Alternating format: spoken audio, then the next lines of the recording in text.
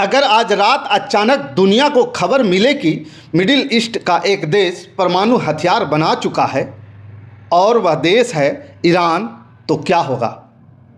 क्या दुनिया तीसरे विश्व युद्ध के मुहाने पर पहुंच जाएगी?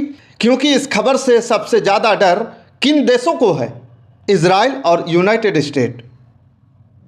लेकिन सबसे बड़ा यही सवाल है, क्या सच में ईरान परमाणु बम बना रहा है या यह सिर्फ वैश्विक राजनीति का खेल है? आज हम आपको बताएंगे कि ईरान के परमाणु कार्यक्रम की पूरी कहानी, एक ऐसी कहानी जिसमें साइंस है, जासूसी है, प्रतिबंध है और युद्ध की धमकियां भी। और इसी कहानी ने दुनिया की राजनीति को हिला करके रख दिया है। ईरान का परमाणु कार्यक्रम आज का नहीं है। इसकी शुरुआत 1950 के दशक में, उस समय ईरान पर शासन था शाह मोहम्मद रज़ा पहलवी का। दिलचस्प बात यह है कि उस दौर में यूनाइटेड स्टेट खुद ईरान को परमाणु तकनीक दे रहा था और यह कार्यक्रम था एटम फॉर पीस, जिसका मकसद था ऊर्जा के लिए परमाणु तकनीकी विकास करना। लेकिन इतिहास में एक ऐसी घटना हुई जिसने सब कुछ बदल दिया। 1979 में हुआ ईरानियन रिवॉल्यूशन और सत्ता में आए खामनेई। ईरान अब एक इस्लामिक गणराज्य बन चुका था और यहीं से पश्चिमी देशों की चिंता शुरू हुई, क्योंकि अब सवाल उठने लगा, अगर यह नई सरकार परमाणु हथियार बना लेती है तो दुनिया के लिए इसका क्या मतलब होगा? कई साल तक ईरान का परमाणु कार्यक्रम दुनिया की नज़रों से दूर रहा, लेकिन साल 2002 में एक बड़ा खुलासा हुआ। दुनिया को पता चला कि ईरान गुप्त रूप से परमाणु सुविधाएं बना रहा है। 2 जगहों का नाम सामने आया, नतांज और अराक। इन जगहों पर यूरेनियम संवर्धन किया जा रहा था और यहीं से ईरान का परमाणु कार्यक्रम वैश्विक विवाद बन गया। अब सवाल उठता है, परमाणु हथियार बनता कैसे है? इसके लिए सबसे ज़रूरी चीज़ होती है क्या? इसके लिए सबसे ज़रूरी चीज़ होती है यूरेनियम।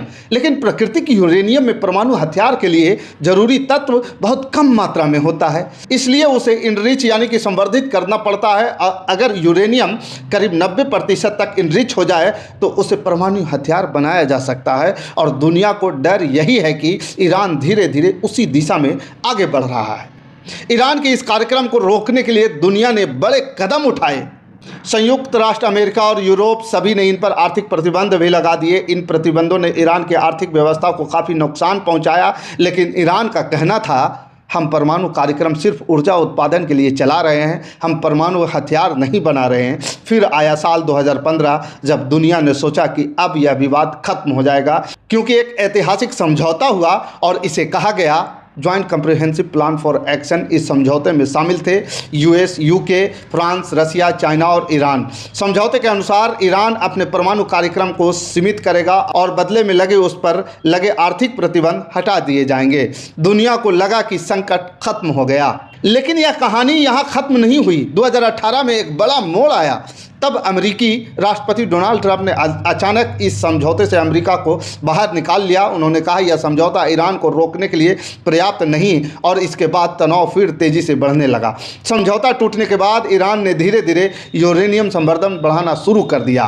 कई रिपोर्टों के अनुसार ईरान 60% तक यूरेनियम संवर्धन कर चुका है, जो परमाणु हथियार बनाने के स्तर के काफ़ी करीब माना जाता है। इस पूरे मामले में सबसे ज़्यादा चिंता किसे है?